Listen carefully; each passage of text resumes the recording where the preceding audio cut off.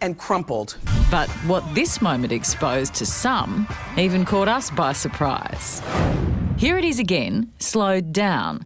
As Beyoncé sits down with Molly Meldrum, her dress folds. Beyonce is faking her baby bump after the singer appeared on an Australian TV show. Bumpgate went viral. Now you kind of look at him like scoundrels. What won't you do for that damn career? Listen, this is a disgusting business.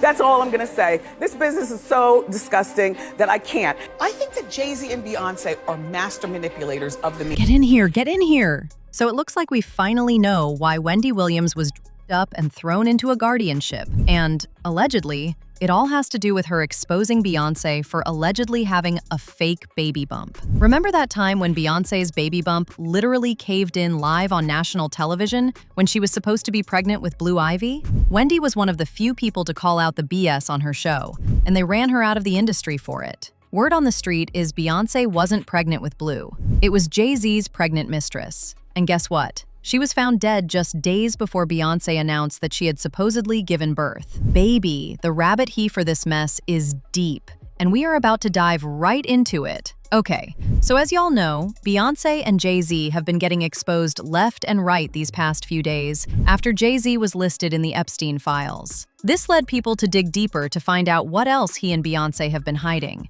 And baby, the receipts are nasty, especially when it comes to what they did to Wendy Williams. It went down back in 2011 when Beyoncé appeared on an Australian TV show to have an interview. Now, for some reason, when she tried sitting down, her bump, which was supposed to contain Blue Ivy, literally squashed, bent, and distorted right before our very own eyes. And even though this happened live on TV, Beyoncé's team still managed to gaslight everyone into thinking that we didn't see what we just saw. Her team even responded by using this photo of Beyoncé supposedly pregnant while wearing a bikini. But when you take a look at the picture, it's really just her looking a little bloated. Any woman you meet in the street looks like that. Does that mean they're pregnant? Exactly. But you know who wasn't buying the excuse they were selling? Wendy Williams. She got on her show the very next day and replayed the video to her audience in slow motion multiple times, so everyone could see that this wasn't just some edited footage. It was just as bad as we thought. Beyoncé and her team were working hard, but Wendy was working harder. She wasn't letting up on them at all. Wendy even compared it to her own pregnancy, claiming that back when she was pregnant, she could barely even sit properly, talk, or even have her baby bump crumpling up like a piece of paper. Unless, of course, Beyoncé was just stuffing things in there to look pregnant, while someone else was secretly carrying the baby for her.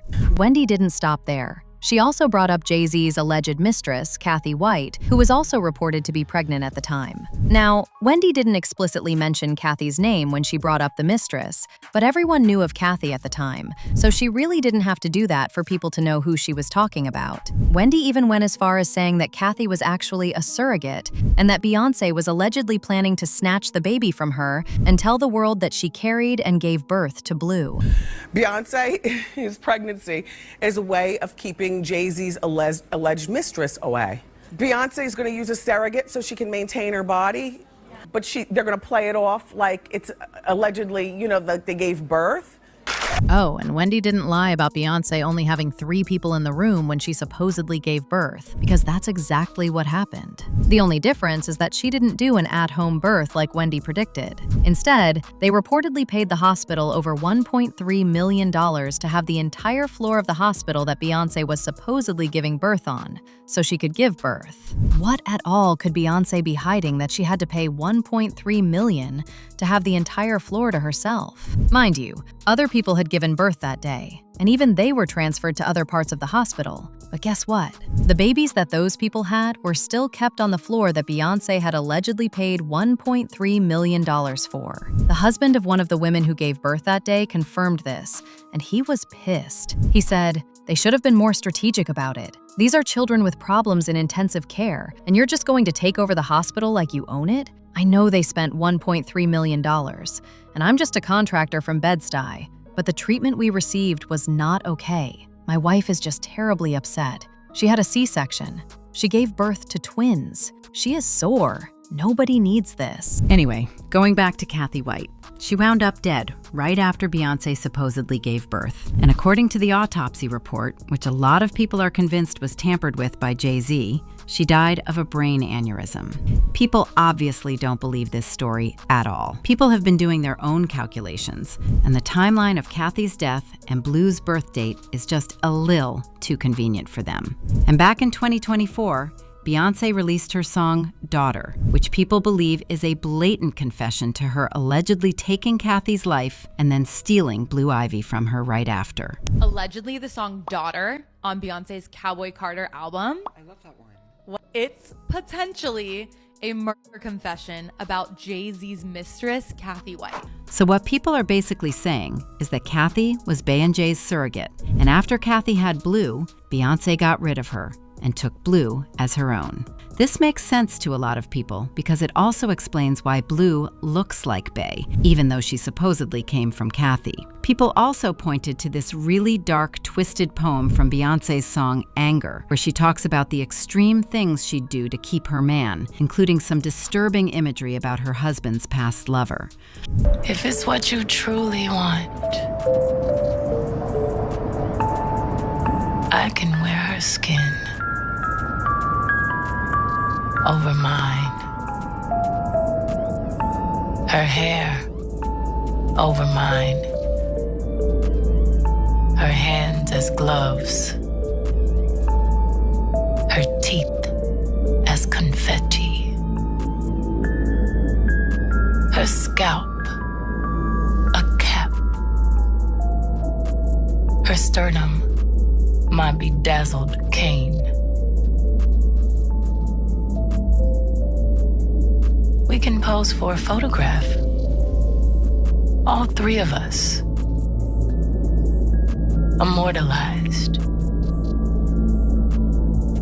You and your perfect girl. As if all this wasn't bad enough, Jaguar Wright also stepped into the chat, and she didn't hold back.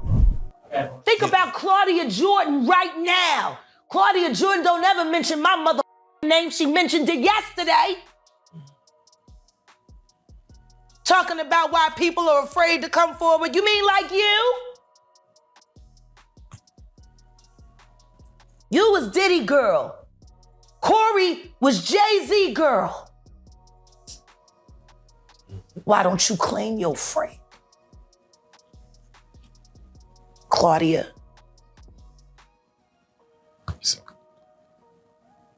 So, Jack, when you say... When I say Corey, I'm talking about Kathy White. Oh, yeah. That's what I was about to ask. Jay-Z's pregnant mistress. Yeah. Who died of an imaginary fucking aneurysm. Just like the woman who was best friends with Kim and Kimura, who wrote the book Bling and died as soon as it made the bestsellers list. Who the fuck was these people supposed to go to? You can't go to the boss because the boss is fucking you. And the boss's boss don't get no. Can't go to the authorities. They're all bought and paid for. You could try to get a special prosecutor, but they'll just pay somebody to reassign him to another case. Where the fuck you go when you get fucked over by the industry? Nowhere. That's where you go nowhere.